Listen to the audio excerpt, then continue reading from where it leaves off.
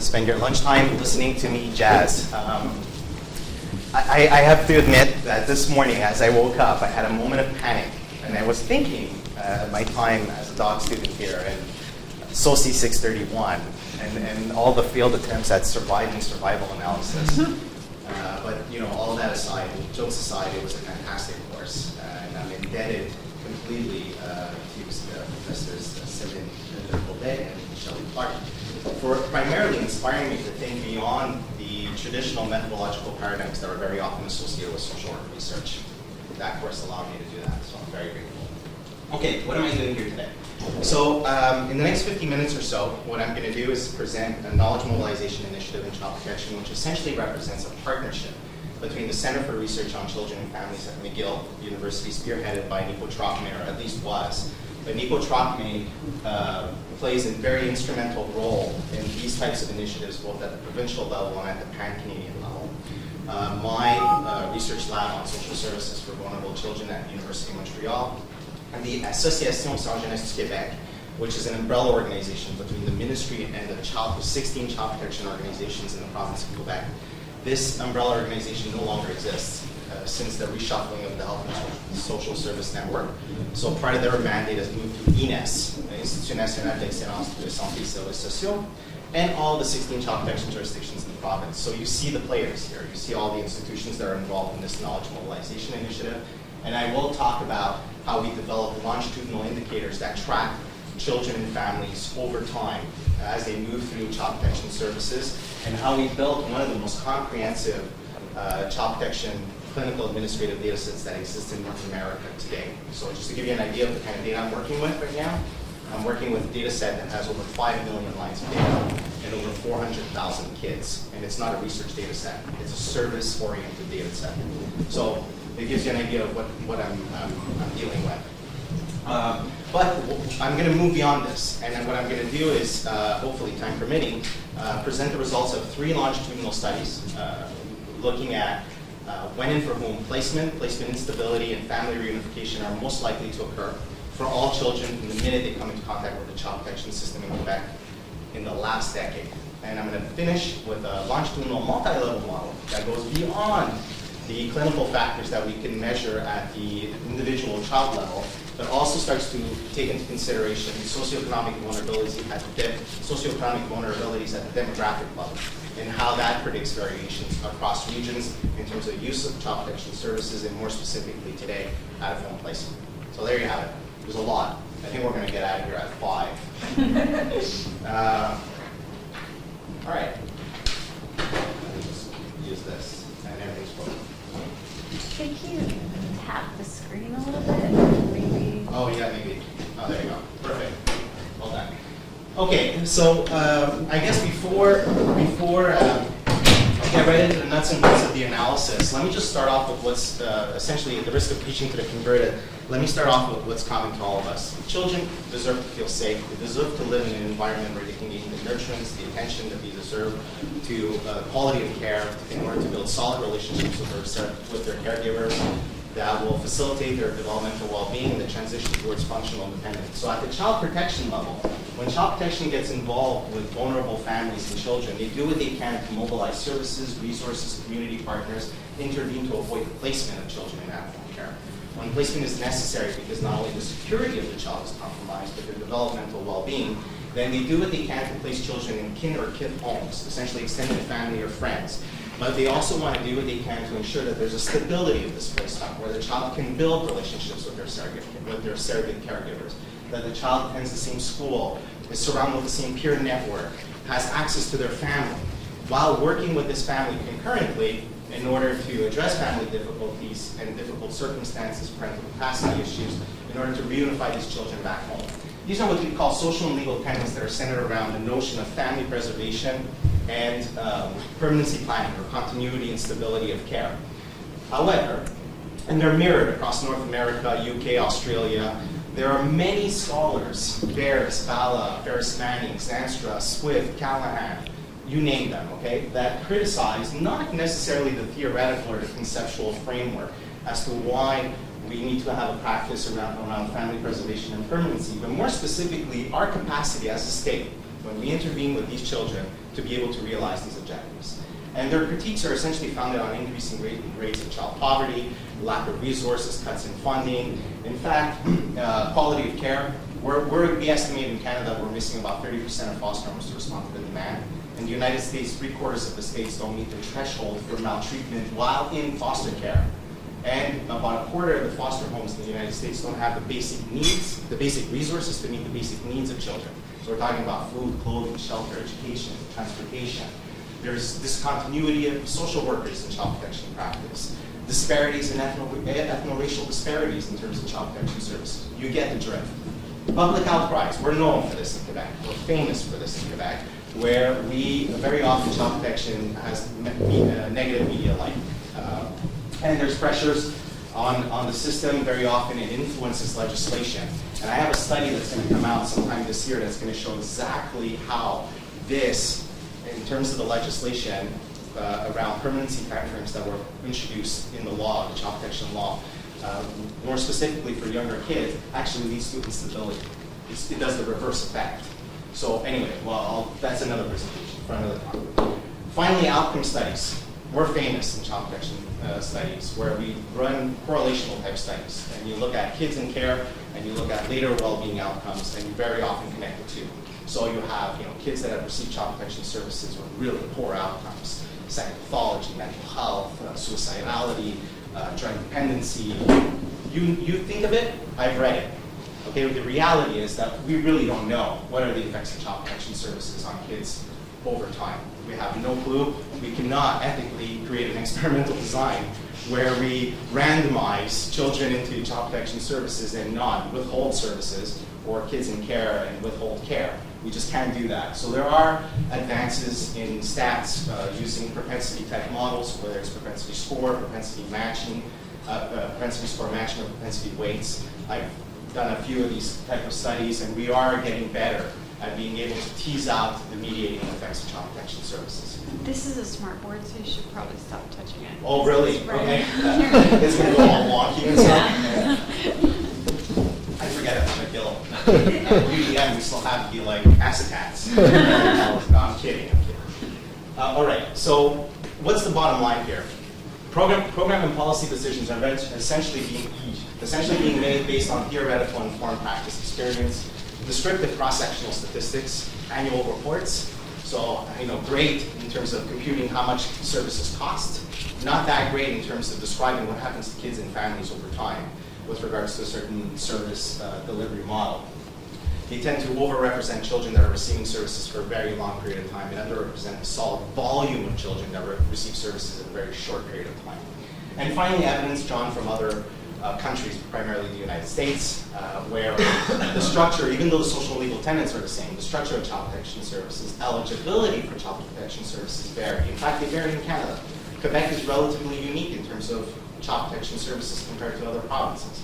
And I'll get into that if you're interested.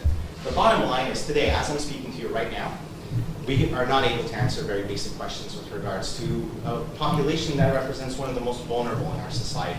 Basic questions. The minute you come into contact with child protection, what happens to you? How many children end up in out-of-home care over time? How stable is that care? How many of them return home? How many of them are victims of maltreatment again and come back for child protection services? How many of them are placed again? Very basic questions with regards to one of the most vulnerable populations, and we're not able to answer them. So in 2006, 2007, we started this initiative with one agency, and we set some objectives. Whatever we do has to be linked to the service objectives, and the service objectives essentially are family preservation and permanency. So we're going to build longitudinal indicators based on those social and legal tenets. That whatever we do has to be easily understood, because the directors need to use this information. The directors need to understand what's happening with these, with their children, their families served, and it's useless that we get into this with Cox proportional hazard results and hazard ratios. The directors are not going to spend time trying to figure out the methodology. They want to understand the data and descriptive level data. The advantage of descriptive level data in a project like this is that we're working with a clinical population, not a sample. So any variation you see is a significant variation. We're not trying to generalize anything. We have everything. And finally, a measurement using administrative data. So this is the result of all the gray hair I have. We had to figure it out. without taxing the organization with new data collection instruments. So we quickly needed to learn the clinical administrative data that is shared across all 16 child protection jurisdictions in the province. That's very unique to Quebec. If you look at Ontario, Ontario has 48 aggregations of child protection jurisdictions with 5 different data systems. So trying to collate the data together is a complete nightmare. Whereas in Quebec, it's easier.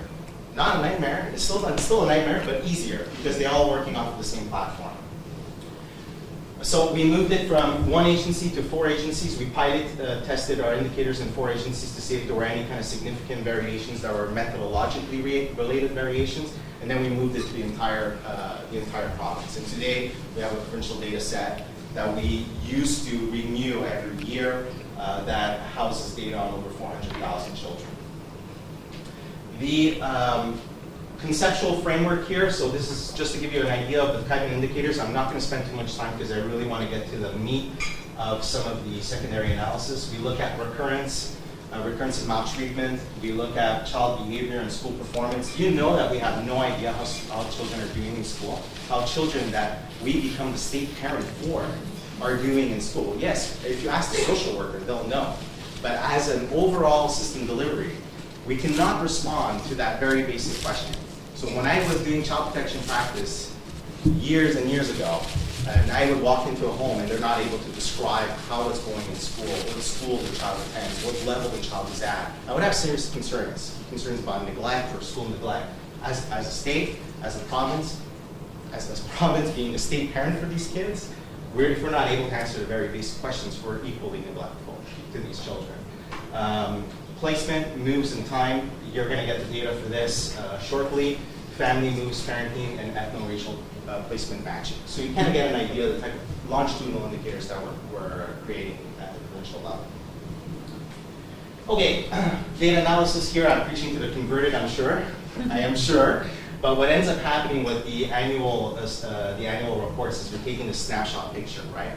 And if you take any one of these lines, and these lines represent children that are coming into contact with child protection services, and they're continuing throughout the year, and they carry forward in the year after, and you see some of them where the intervention is very short term. What ends up happening with this snapshot picture is that you tend to capture all of those that are receiving, or much more of those that are receiving services for a very long period of time.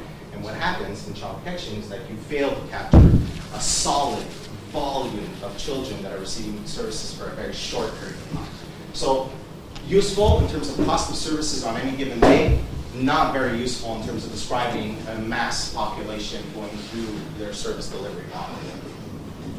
So we developed 3 longitudinal cohorts. This is data from 2002 to 2014. I'll start here. We have a services cohort where we captured over 151,000 kids aged less than 15 years old from the moment they get investigated by child protection. So this is what we call the knock on the door. The minute they get into contact with child protection, we then, with no contact in the last 12 months, which tends to be a very solid first-time contact control, and we follow them for 3 years, and we ask how many of them end up in out-of-home care, how many of them end up in kinship out-of-home care, how many of them appear in front of a judge or have judicialized type measures, youth criminality, how many of the 12 to 14-year-olds are also receiving services for youth criminality. We do something similar with placement, so we take all the kids that are admitted into out-of-home care with no prior admission in the last 12 months, so we're following close to 50,000. We follow them 36 months and we ask how often do they move, how long do they stay, and where do they end up 3 years down. And finally, once they've received child protection services, we take all case closures and we follow them 12 months down and see how many of them come back with a confirmed act of maltreatment leading to new services. So what you quickly see here, at a glance, what you quickly see is that if I don't show you this, the perception is that if you're looking at the cross-sectional statistics, that over half of the children are placed on any given day. So we're placing about half of the kids that are coming into the child protection services. We're heavy on the placement side. The reality is that over 78.6%, actually 78.6% of kids that come into contact with child protection that are served never end up in out-of-home care, or at least not in 36 months. But when we follow them over time, which I've done, this rate doesn't go up by much. It goes up by 1.8%. So the grand majority of kids don't end up in at-home care. They don't move quite frequently. In fact, over 50% don't move more than once, and very often that one move is because of the emergency type placement that leads to a more permanent type placement later on. Recurrence, there's about 9.8% or 10% of kids that come back within the year. Time in care, over half of the kids reunify, and they do so quite quickly. So overall, tends to be in line with the service objectives centered around family preservation and permanency. That said, who are those kids? Who are they? When does it happen? I'm just curious about what constitutes a maltreatment in this case. Maltreatment essentially it's legislated, right? So when they're evaluating for maltreatment, they're evaluating based on legislation, and you're looking at severe type neglect, and I break down the neglect categories, so we'll see them in a sec. You have sexual abuse, physical abuse, psychological maltreatment. Behavioral problems in Quebec constitutes a reason for intervention. So severe behavioral problems where a youth is at risk to themselves or others. Now, as of most recently, the risk of sexual abuse, risk of physical abuse, and risk of emotional abuse is also consists of a reason to intervene. Okay. All right. So you get the gist here.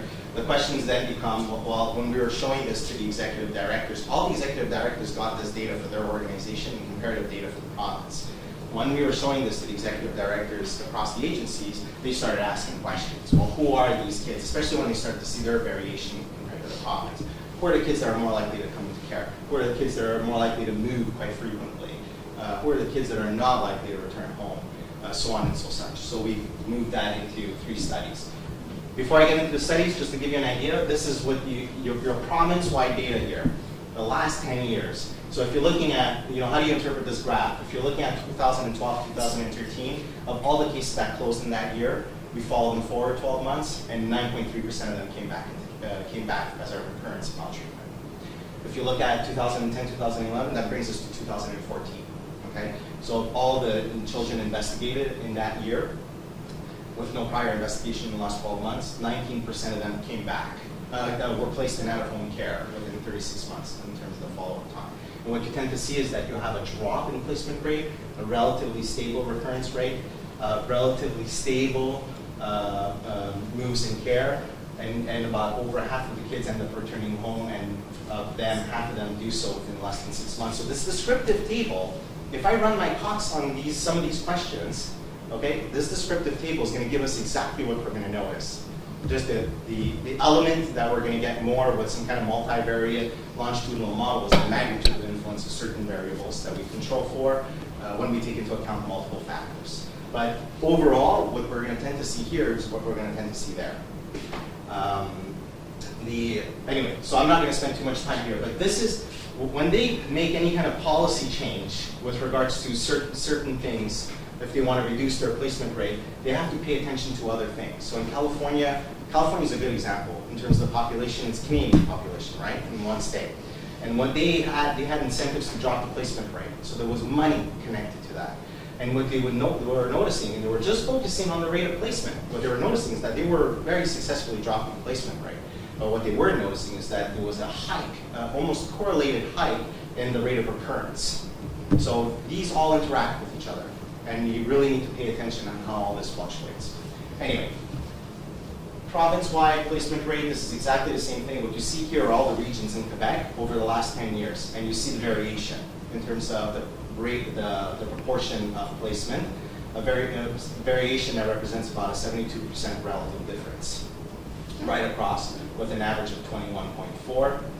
What you see here in terms of moves in care is the moves over the time, and this is all the regions in Quebec. For the last 10 years, their overall, their average placement rate, and here you have a variation of about 62%. Excuse me, just the one before, the placement rate, was it the change in policy? Because it's a significant, went from 26 to 19%. There was a significant change in policy, and what you see is there's almost a flip in direction with kinship care. Confiance, kinship care. Sorry, I didn't translate the slides as I'm putting them together last time. I'm like, the English slide here. Confiance is a kinship care. So you're in formal, this is considered to be formal placement. So foyer d'accueil, so foster homes or residential care. This is a family member that's taking the child, a family member or a friend of the family that's taking the child into care. They're not living with their parents or their natural environment. They're now living with a family member. So what you see is there was a push in terms of 2006, 2007, when they amended the legislation, there's definitely a push to favor kinship care. And you're kind of getting this almost reverse effect, right? And it was a policy to favor kinship care, not a definition of what counts as kinship care? Yeah, so right on. So they don't necessarily, and in fact, Quebec is actually relatively unique. It's not they've unionized the foster homes. They've unionized the foster care givers, and they're unionizing actual extended family. So these kinship activities that are receiving subsidies. So really unique in Quebec compared to other provinces. But they're not necessarily making a distinction saying you can only be considered kinship if you're the grandparents. Yeah. So you see the relative difference, right? So now the questions that we were getting is why? If I'm the director of agency F, why am I here and agency I is here? What's the difference here? We're working with the same structure, the same social and legal tenets, the same practice, the same interventions, the same policies, the same resources. Why do we have this variation, right? Is it something about the demographics of the population we're serving? So we're now moving in that direction. But I just wanted to highlight the variation. Moves in care, relatively similar. And I mean, there's so much I can tell you about this graph in terms of policy change, but I'll just leave it in case you have questions later on. And this is rates of reunification by agency. So you have the 16 child protection agencies. The blue line represents the overall number of children that were placed that ended up returning home. And what you see here is for half of them, the median, essentially the median time in days from the point of initial placement. So overall, we have over 50% of kids that return home, and for the most part, they do so within less than 6 months. And that's pretty much what we're getting with the cost proportional hazards later on. You'll see the graphs later on. So that gives you this is the province of Quebec with regards to child protection in the last decade here. So that gives you an idea of the kind of data that we're collecting at the provincial level. So let's move straight into the cost proportional hazard regression models. Well, the first thing we did is we identified kids that come into contact for the first ever time with no history of child protection. So we captured them from 2002 to 2011. We're looking at 127,000 children. And then we look at their age at the moment that they were investigated for child protection, the proportion within that age category that end up in out-of-home care. And what you see is this kind of curvy linear type distribution where you have a solid proportion of older youth and very, very young kids, newborns, that have the highest percentage of placement. And this graph, if you look at Walsh in 2002, they've done this for California. And you tend to see the reverse effect of the same kind of pattern, where in California, the younger ones have a higher percentage of placement, followed by the older ones. And that's primarily because eligibility changes in Quebec, where older youth could receive child protection services for severe behavioral problems. So these are very often youth that are getting signaled by their family, by their parents, because they're not home, they run away. They're not back, they have drug dependency problems, you name it. So this is what we're getting here in terms of these two distinct groups. So what we've decided to do is cut it, and we can run models for 0 to 9-year-olds and 10 to 17-year-olds. What predicts placement for these young kids is not going to be the same for these older kids. And because of the volume distribution, we're going to tend to weigh things in one direction or another. So we're cutting them out. We're running models for 0 to 9-year-olds and 10 to 17-year-olds. And in fact, as we're moving forward, we're cutting some more. And we're creating models for 0 to 4, 5 to 11, 12 to 17. Ideally, what you need to be doing is running models for each distinct group. But this is the reality of publishing papers like that. It just makes it almost impossible. Conceptual model, ecosystem, the type of variables that we're looking at, reason for investigation, reason for placement, whether children are investigated multiple forms of maltreatment, so there was a chronicity type of maltreatment, source of referral, initial placement type, number of out-of-home placements, number of maltreatment investigations. You get the idea. What I want to highlight here is that with the clinical administrative data, we built a neighborhood socioeconomic vulnerability index using the 2006 census data. We normalized it, so to give you an idea of what this index is something similar to the Gamache and Pompano index. The Pompano index essentially is divided up between economic and social vulnerabilities and quartiles, right? If we move those in to child protection, what we're going to end up noticing is that population fits within the most disadvantaged block, and there's really no variation to predict. So what we ended up doing is we built it ourselves. And what we noticed when we built it, so we did slight modifications. We used the median income and not the mean. We transformed that, we normalized it. We include in there median individual income, household income, family income. So it's very heavy on the poverty side, the monetary poverty side. We have unemployment, individuals living alone, and widowed, divorced.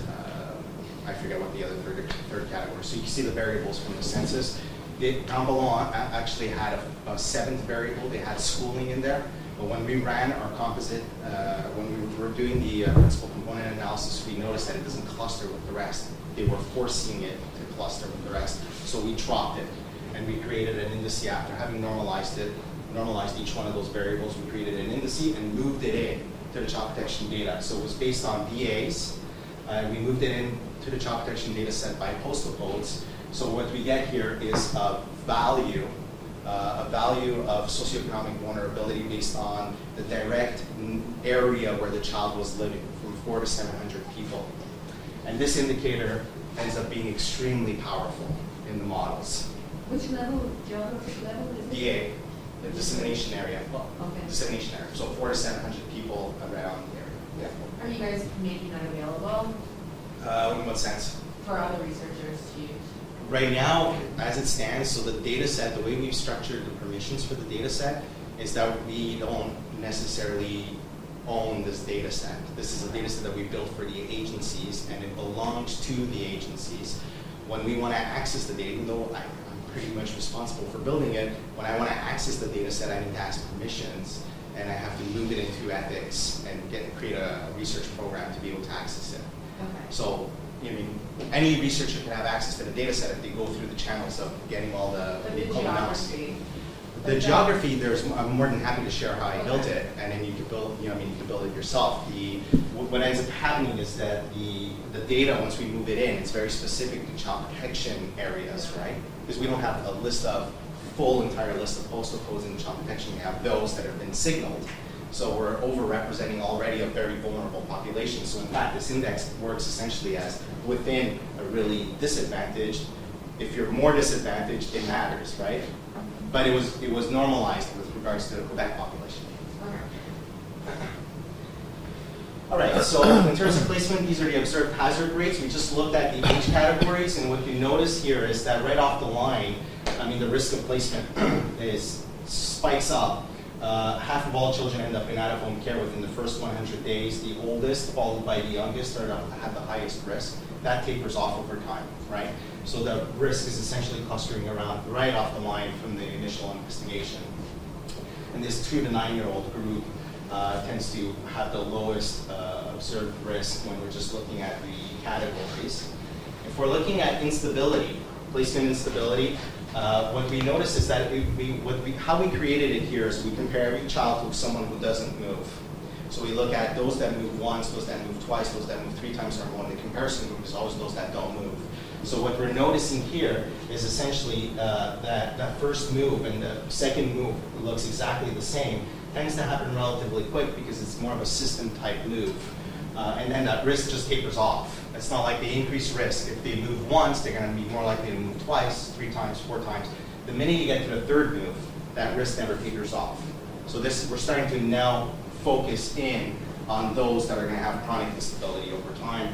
And you're finding that the oldest kids, the 14 to 17-year-olds, and eventually over time, the 10 to 13-year-olds, so essentially this oldest group is the one that experiences the most instability. However, when they modified the law in 2006, they focused on the youngest. The youngest were the issue in terms of instability. What you're going to see in less than 5 minutes is that the youngest it's really not an issue for the youngest. youngest. It's an issue for the oldest. Sorry, did these Yeah. placements, did you say they include group home placements or Yeah. yeah? So a placement move is essentially any move, whether you know the family or not. We always take the perspective of the child, right? So if you're moving from foster home 1 to foster home 2, even if you know the parents at foster home 2, you have to pack your suitcases and you have to move to a different home. It's considered a move. The only time we don't consider it a move is if you're reunified back home. Okay. So if you're returning back home, that's not a move. But if you're coming back into care, that is a move. So that's how we count the moves, right? Okay, so we're okay with that? Family reunification. From the point of initial placement, we start moving towards the days towards family reunification. Reunification happens relatively quick. Half of all children in the province end up reunifying within the first 6 months. And surprisingly, it's the oldest. And you'll notice that for the oldest, what predicts a placement also predicts reunification. So we're almost like failing to really intervene with this older crowd that's coming in with severe behavioral problems. At one point, we just kind of run out of things that we could possibly do, and we're essentially moving them back home. And that risk, you notice the distinction, the disparity between the Kaplan-Meier curves. So let's move into the multivariates. 0 to 9-year-olds, we followed 72,000 here, 17.1% of them end up in out-of-home care. Yeah? Are these exponential hazard models? Yeah. Or, so you're dictating that functional form. Yes, absolutely. So that's why they all look like these exponential curves. You could be a little bit more flexible and they may look different. Yes, you can, absolutely. But you're absolutely right. So the proportionality is what you're getting to, right? Yeah, but then they all look like it's exponential curves, right? But they may not be, because that's just the functional form assumption in there, really. Yeah, but they are to a certain extent. And are you talking about the elevated risk at the beginning here, or are you talking No, about I'm just like looking at the way, proportionality? the shape of these curves, right? Yeah. That they all look like they're exponential. But are those cumulative hazards? What is? Yes. Okay. That's what it is. Okay. That is cumulative hazard. Yes. Oh, okay. So Yeah. it's not the shape. Okay. All right. Am I misunderstanding something? I might be the one. No, I think I misunderstood something. Okay. Thank you. So the models itself, I have a feeling we have to jazz a little bit more. No, I should. Yeah. And I put my hand in when you turn Yeah. around. Anyway, if we could go back to the other slide, I just have a question. Did you look at variation in types of maltreatment No. in terms of family unification? Yeah, these are straight off Kaplan-Meier curves. So I assume that there's quite a bit of heterogeneity. Absolutely. Okay. Absolutely. Yeah. So we're gonna get into the models right here. Okay. Okay. So this is the 72,000 0 to 9-year-olds that we follow over time. 17% of them end up in out-of-home care, and we control for all these factors, right? So we have age, the 0 to 1-year-olds. These are anything above the 1. You can read these. These are hazard ratios, right? Anything above the 1 have more likely. Anything below, less likely. And what I've shadowed here are the ones with the most powerful magnitude in terms of magnitude statistics. 0 to 1-year-olds, if you're looking at the type of neglect, it's really parents' high-risk lifestyle, and it's very often associated with drug dependency, substance abuse problem, prostitution, high-risk type of behaviors. Surprisingly, for the 0 to 9-year-olds, and here you're really capturing the 6 to 9-year-olds, behavioral problems is also really powerful for that youngest group. Hospital staff reporting, and finally, socioeconomic disadvantages continues to matter, right? Over and beyond all of this. Whether if you're coming from a very poor neighborhood in a poor area, it's gonna influence your risk of placement. For the moves, there's really nothing.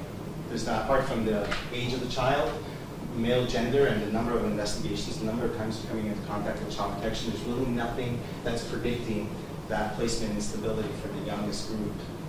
In terms of reunification, Do you have any characteristics of the placement location? Like, so presumably you have the socioeconomic variable is of your location at the point of contact, not of like where you're moved to. Just to get at the, are these good foster homes, or are these just messed up That's foster a very homes? good question. We don't have the data on foster, the location of the foster home. Okay. If we did, we would definitely be measuring. And do you have family income, or you know nothing about the placement? Okay.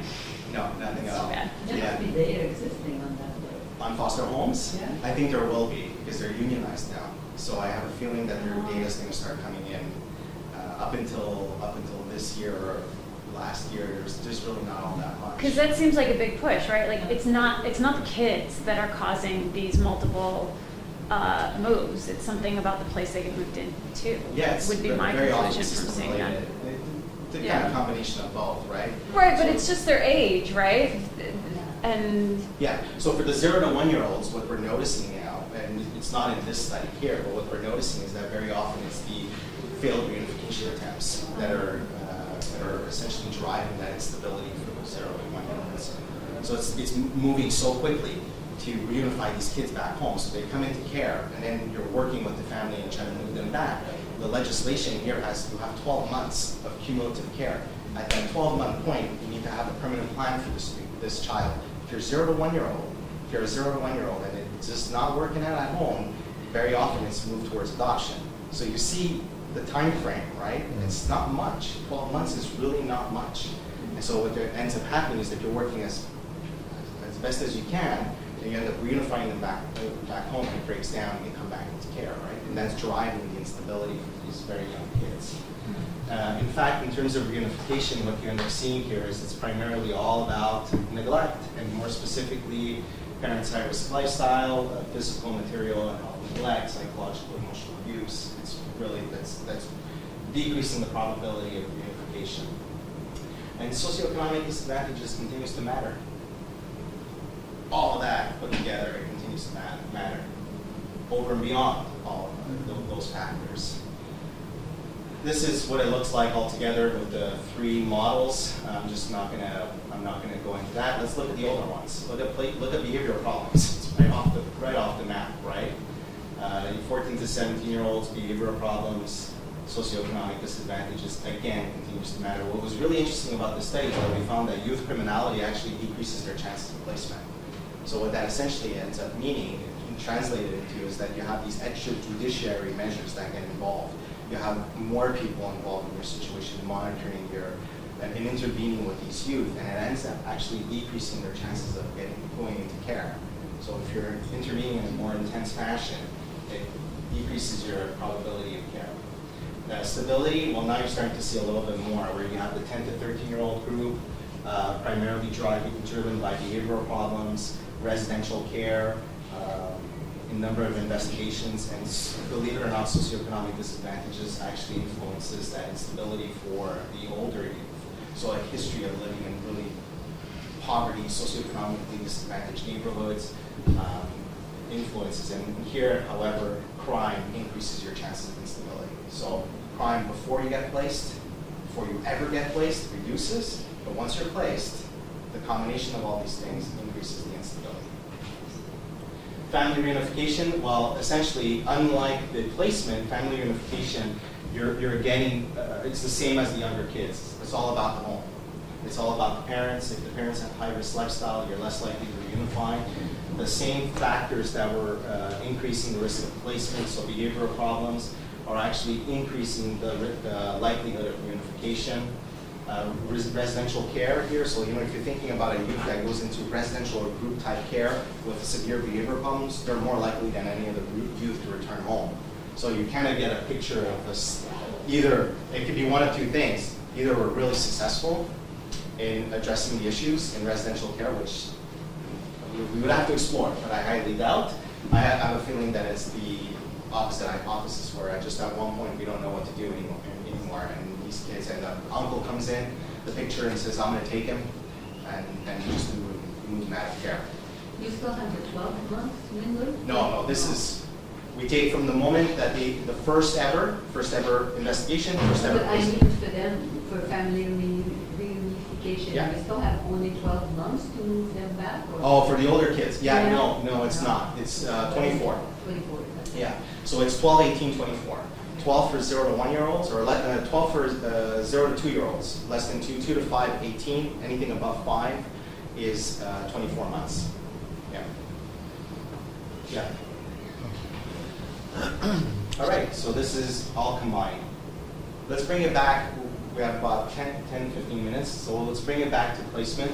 And let's, the question essentially, when the director started to see all of this, the question that they asked was, well, to what extent is this variation that we see actually linked to anything outside of what we can measure with regards to our population. So are the vulnerabilities of the population we serve in our area different to the extent that they actually predict this variation that we're seeing across the province with regards to use of placement? So I don't need to go into this, you guys know this stuff better than I, but we're relatively unique in Quebec in terms of the social demographic, the social model that we have, and the rate of what we do in order to reduce the impact of poverty and social exclusion on our population, the type of programs that we have, the type of social programs we have in Quebec. So whatever we're going to notice now, if it matters here, it's going to tend to matter quite a bit in other places. Like, so when we were, the States, for example, social assistance in the States, what they consider to be 10F, cuts out after 4 years, right? So here you have their claim, so coming back from Washington, their claim is we need to have guaranteed income for the poor. We need to just be able to guarantee a certain income. That's their claim. I mean, it's not us guaranteeing an income that's actually even indexed to a certain extent. Their claim is we need to extend beyond 4 years. So the type of stuff that we're noticing here is going to matter pretty much anywhere else in the country, or for that matter, the States. This is the exact same curve you saw before. We follow 122,000 kids in this model, and you see the distribution across agencies here. We have 15 child protection jurisdictions. Montreal, we had 2 agencies that we grouped together. So you kind of have this distribution. We've cut it from 0 to 4 or 0 to 5 less. It's actually 0 to 4, but 5 less a day. 511 and 1217. First level, these are multi-level cost proportional hazard models. So these are the first level factors. These are standardized coefficients.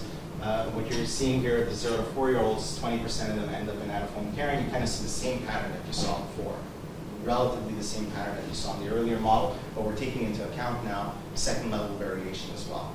And what you're noticing, I didn't even have to shade these because these are standardized, so the highest ones are the ones that have the most magnitude.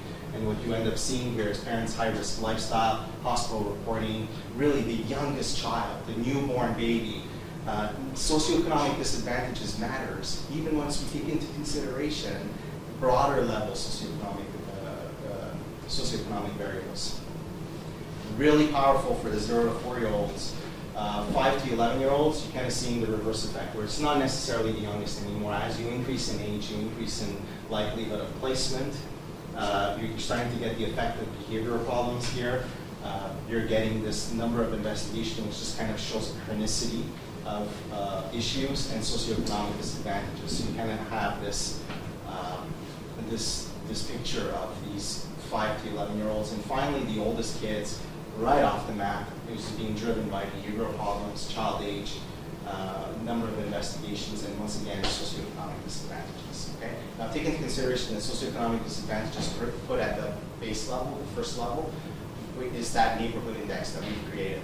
You can cluster. I mean, the neighborhood on 122,000. Ideally, what I would like to have done is a 3-level model. So you kind of have the neighborhood and then the neighborhood within the region. But our neighborhood index, we don't have enough observations if we were to do that to be able to actually predict any kind of variation at a level. So we have to put it into the first level. But it's acting as a proxy of family poverty, and to a certain extent, a proxy of some kind of broader level poverty for these kids. At the second level, we computed 3 measures. This is the first go at this multi-level hazard regression analysis. We're getting really good data now, and I'll be happy to tell you as I finish the kind of data that we're going to be able to model at the second level.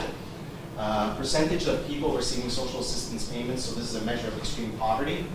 So we have the average number of people receiving social assistance payments between 2008 and 2012 by region.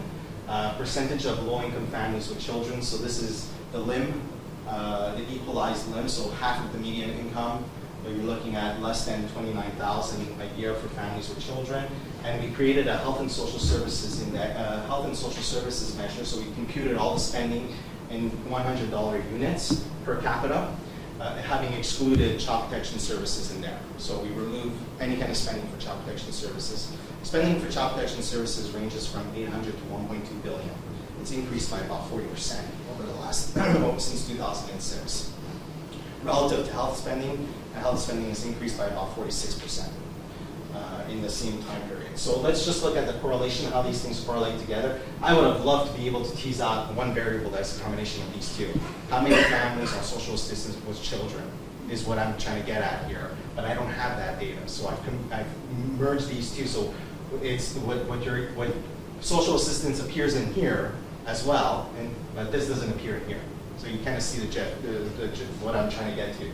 So in terms of health and social services spending, these are correlations. So what you're seeing here is it's relatively, I would say, small to moderate correlation with placement, moderate correlation to social assistance, and the same thing with low-income families. If you're looking at placement, while it's small to moderate correlation with social assistance, almost no correlation with low-income families. And once again, to a certain extent, small to moderate correlation with health and social services spending. So you kind of get an idea of how these things interact. The spending, low-income families and social assistance and low-income families is highly correlated, right? 0.84. Obviously, because you kind of get this effect, which is what we were trying to get to. But we don't have data on that variable, so the only way we can do it is by combining the two and see how they work out. Second level variation. Second level variation, 0 to 4-year-olds, we started off with a model where we just take into account the regions and we get the residual variance, nothing else. We throw in the variables one at a time. So we throw in social assistance and we get a hazard rate of 1.4 and a residual variance that drops by 10.7%. So essentially, you kind of reverse that. It's just a relative difference in residual variance. The low-income families, not significant, but you kind of have nothing that's combining at the second level in terms of residual variance. And finally, health and social services spending, it actually drops the residual variance by 17.8%. When you start combining the two, you look at social assistance, it just jumps right off the board, right? And then eventually, when you take into account the spending, well, spending drops in terms of hazard ratio, in terms of standardized hazard ratio. So together, you're kind of getting this effect of 2.04 and an overall residual variance of 50%, 57%. Now, what is the true variance? We really don't know yet. We really don't know because it's kind of a combination of variables here. So is the true variance 10? Is the true variance 57%? We haven't fully teased it out yet, but as we're moving forward, we're going to be able to do that. But what matters here is that despite the beta problems that we had in this model, because we're only predicting across 15 aggregations, right? Multi-level, the baseline is 30. So despite the beta problems, it matters, and it matters significantly in terms over and beyond all the clinical factors that we take into account. Where there's we can very easily predict the one standard deviation increase in extreme poverty will essentially increase the risk of placement by 104%. All else being equal. Oh, sorry. 5 to 7-year-olds with kind of the same GIF, the same pattern that's happening here, and we're moving to about 30.8% of explained variance at the end.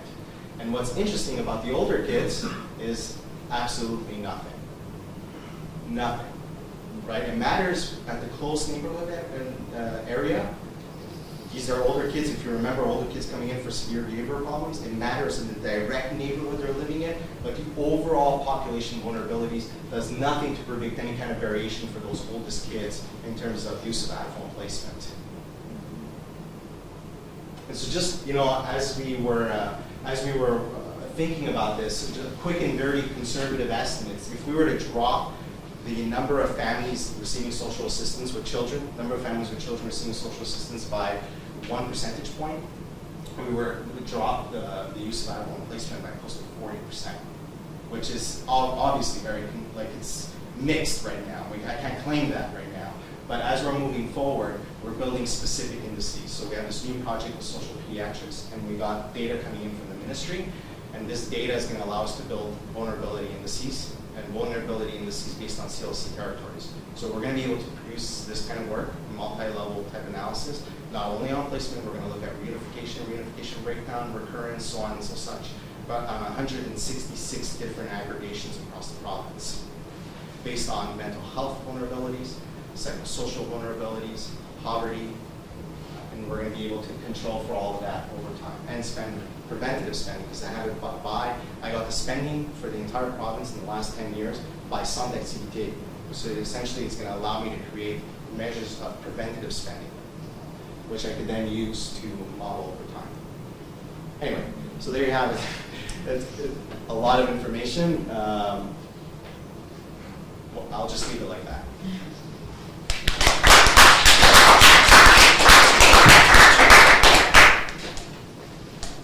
Yeah.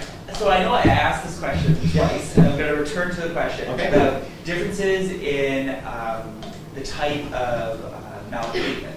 Yeah. So you control for it Yeah. in your models, but did you look specifically at the? You didn't. No, because I isolate the maltreatment. Yes, because I suspect that the likelihood of reunification with the family is going to be different if it was a sexual assault or sexual abuse or something, whether it be parents, lifestyle factors. You're absolutely right. Yeah, absolutely. So one of the risks of actually isolating just the maltreatment category is that we have to remember we're working with clinical administrative data, right?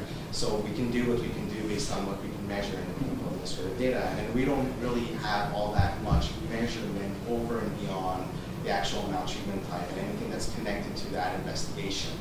So it's like there's not, what we can do, and what I've done is looked at, for example, sexual abuse, and I compare sexual abuse to all other, or physical abuse for that matter. You know, if there's a conceptual. Because I'm just thinking about, there was a lot of focus on economic, the neighborhood, the economic status of the neighborhood. But I'm suspecting that has much smaller of an effect for sexual abuse. It does, yeah, absolutely. It still does have an effect. I can It does. confirm that. Because I'm working on a paper that's almost ready, where we compare sexual abuse with all other children, and it still matters. Okay. It still matters. This is a vulnerable population, and they're, to begin with, are already dealing with a bunch of circumstances, and one being socioeconomic vulnerabilities, and it continues to matter. So, apart from, let's move beyond socioeconomic vulnerabilities and anything we can measure at the regional level. My questions are more on, is there a tolerance to risk issue right now in child protection? Is there a bias to a certain extent with that's associated with poverty and associated with socioeconomic vulnerabilities specifically when the children are young? So, how do they intervene and how do they take, child protection is not necessarily, it's not coming in to do anything about poverty, but poverty plays such a tremendous role in terms of the circumstances these families live in, right? So how's that influencing the decision-making process? And that's, to a certain extent, slightly separate. We can't tease that out based on the work that I'm doing, but it's something that I think is worth looking at. All that to say that you're absolutely right. In fact, isolating maltreatment, isolating the age categories would be great if doc students get interested in it and move that forward. It would be fantastic, right?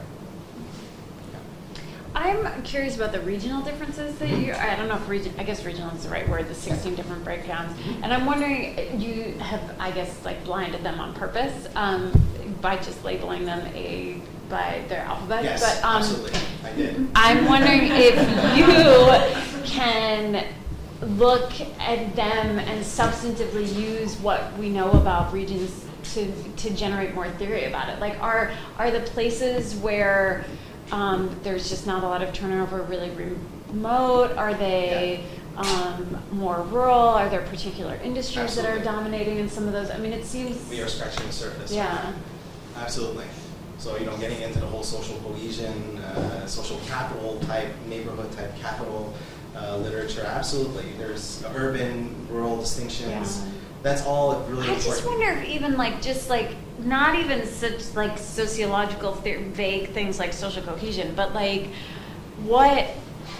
what is driving the economy in those regions? Are they farm communities? Are they logging communities? Are they, I don't know enough about Quebec to know what else it could be, but also the individuals that are with them, a certain amount of discretion must be exercised, right? Is there been any Are there cultures of reporting, cultures of care that might be varying across these? Really important questions. Absolutely. Want the answers. Yeah, I know. So this sparks more questions than it does provide answers, but Your career is set. There's a lot to do. Yeah. There's a lot to do. Absolutely. The minute we're going to get into any kind of demographic variation and how that plays out in terms of child protection, we're going to get into a lot of that. A lot of those questions those questions are going to start becoming really important.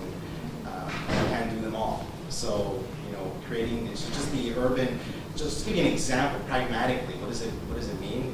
You spent the last 3 weeks creating correspondence lists. It's a puzzle between the DAs, CLC territories, postal codes, to the point where we can't even match within the census. Because, obviously they change their DAs, and then you have a combination of DAs, and you kind of have this reverse effect where you have 2 DAs in one, and then 1 in 3, and, it's an absolute mess.